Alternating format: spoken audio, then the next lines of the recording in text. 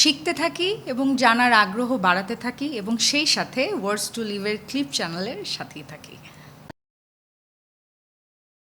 যারা কমেডিয়ান, যারা এই সেক্টরে যারা কাজ করেন, তাদের অবজারভেশন পাওয়ারটা যার যত বেশি,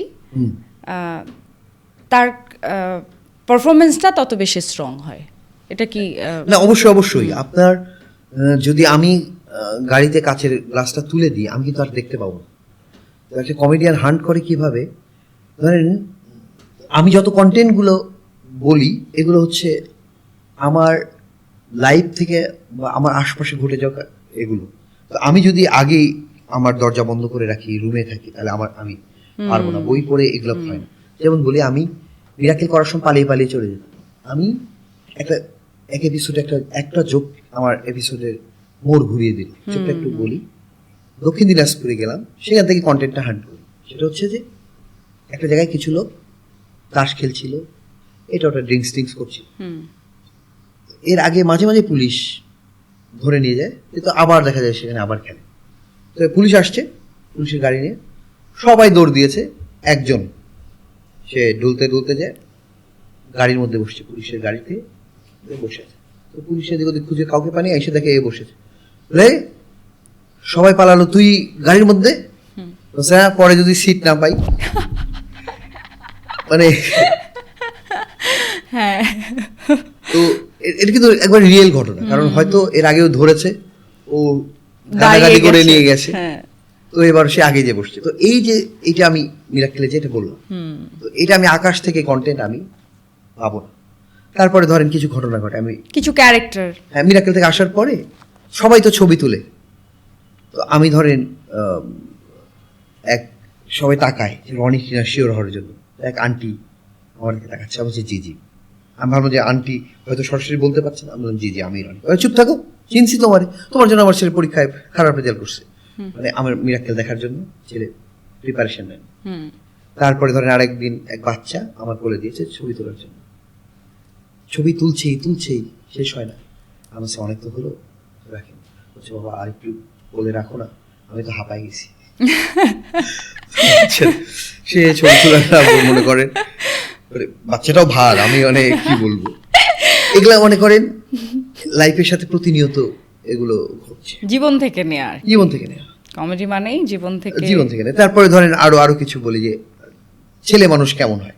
এটা ছেলে মানুষ কেমন হয় এটা আপনার তো ধারণা আছে। একটা ছেলে একটা মেয়েকে খুশি করবার জন্য হয়তো গিফট দিতে হয়, এটা কিনে দিতে হয়, এই কিনে দিতে হয়, এটা তারপরে মেয়েটা খুশি হয়, চিঠি লিখতে হয়। এটা মেয়েদের কিন্তু ছেলেদের অত গিফট দিতে হয় না কেন? কারণ একটা মেয়েকে দেখে ছেলে এমনি খুশি হয়ে যায়।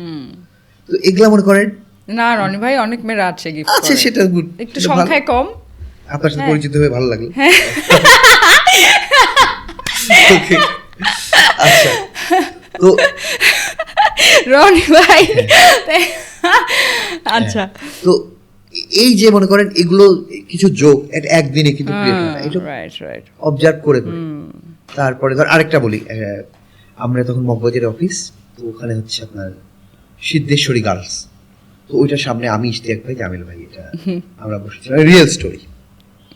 তো আমরা ও পাশে দাঁড়িয়ে আছি, কয়েকটা মেয়ে, তো চিনতে পেরেছে আমাদের।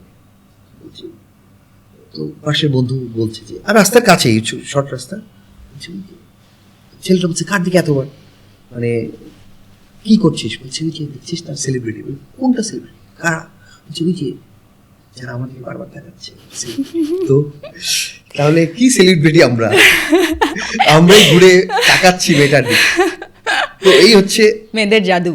হ্যাঁ, তো এই যে আমরা আমাদেরকেও চিনছি, মানে আমরা ছেলেরা আমাদের সোলটাকেও বুঝছি, এবং এটাই আমাদের কন্টেন্টের অংশ।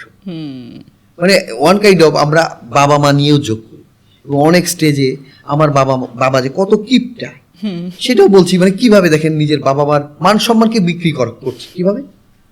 সে আমরা এতটাই গরিব ছিলাম, এতটাই গরিব যে নিজের বাসায় একটা কুকুর পুষতে পারতাম না, রাত 3টায় নিজেরাই ঘেউ করে আবার ঘুমিয়ে পড়তাম। বাবা না আসলে আমরা ঘুমাতাম না। বলে বাবা না আসলে কেন ঘুমাতি না? বাবাকে এত ভালোবাসিস? বলে না, বাবা আসলে বাবার পায়জামার দড়ি দিয়ে মশাই টাঙাতাম। মানে সেটাও ছিল না। মানে এই যে আমরা নিজের ফ্যামিলির গল্প বলছি, তো দেখেন এই যে কিছু কিছু বিষয়ের সাথে হ্যাঁ, নিজেকে বাড়ির কিছু ঘটনাকে আমরা এর সাথে মার্চ করছি কিছু কল্পনা শক্তি, কবি যেভাবে করে, কিন্তু রিয়েলের সাথে অ্যাটাচ করে, অ্যাটাচ করে। রিয়েলটা না থাকলে না আপনি এটা মেক হবে না, এবং আপনি শুধু রিলেটও শুনবেন। করাতে পারবেন না হ্যাঁ, দর্শক। রিলেট পাবলিকের সাথে রিলেটই হবে না। হ্যাঁ, যেমন সিম্পল আরো কয়েকটা বিষয় বলি, যেমন ধরেন সেদিন ফার্ম গেটে একজন, তার দুই হাত নাই, সে আমাকে এসে বলছে কাটছে। কি হলো? বলছে কিছু লোকজন তারে পিটাইছে। কেন? বলছে আমি এই দিক দিয়ে যাচ্ছিলাম, কয়েকজন আমার ধরছে, আমি নাকি ওদের ঘড়ি চুরি করছি।